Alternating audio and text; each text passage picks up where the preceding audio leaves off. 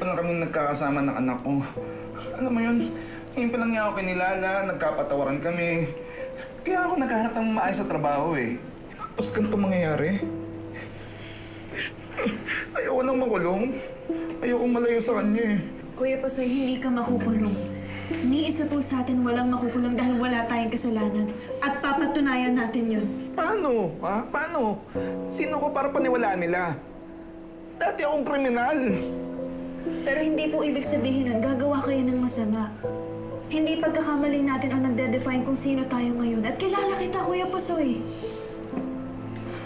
Lakas kasi yung trip ng Libby na yan eh.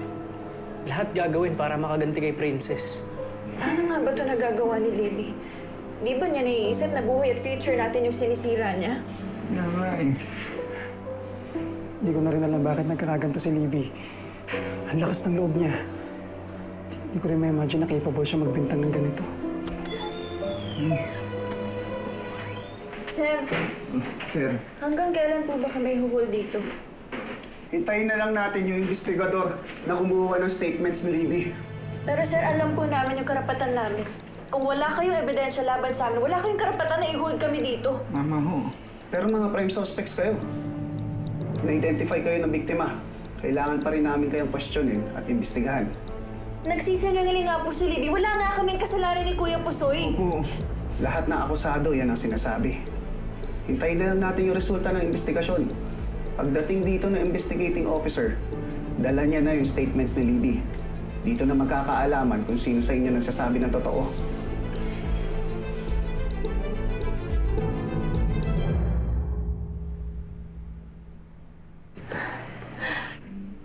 Mom. Dad. Na? I'm so glad you're okay na. Sobrang nangihina lang po yung katawan ko because of exhaustion. But I'm fine. Are you sure you're okay? Anak, nandito si Officer Martirez to get your statement sa nangyari sa'yo.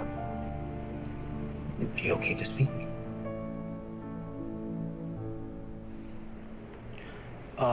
Ma'am, if you could please give us privacy.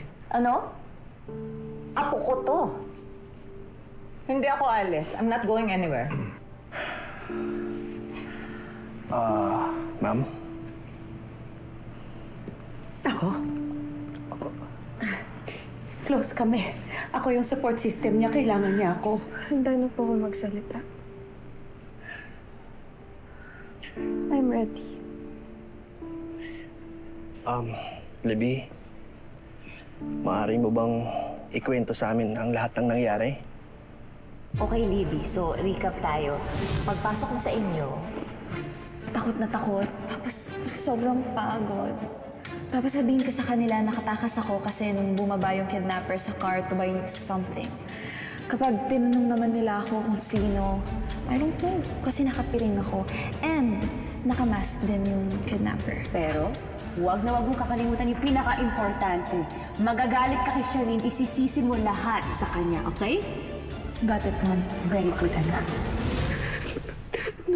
Nung makalayo po ako, yung una ko pong naisip, kailangan ko bumalik sa bahay. Kaya tumakbo lang po ako ng tumakbo. Hindi ko kuminto at hindi po nakakabalik sa amin. Tapos, doon ko po nakasalubong si Tita Divina. Tapos, dinala po niyo ko sa presinto. Libby, you positively identified your kidnapper kanina. Opo. Hindi ko makakalimutan yung itsura niya.